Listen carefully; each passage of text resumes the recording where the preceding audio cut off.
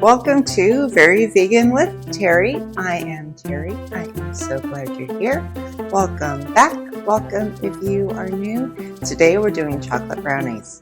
No milk, no egg, no muss, no fuss. Let's get started.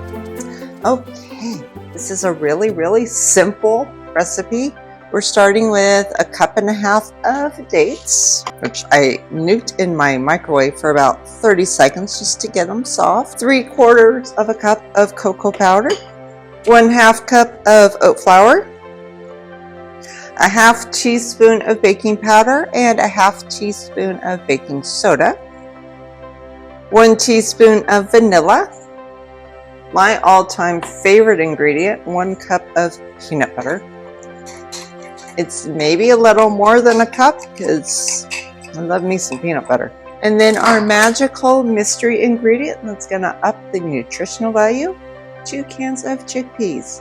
Don't let this throw you off. You cannot taste them. They are so good. And because of the chickpeas, there's extra fiber, there's extra nutrients.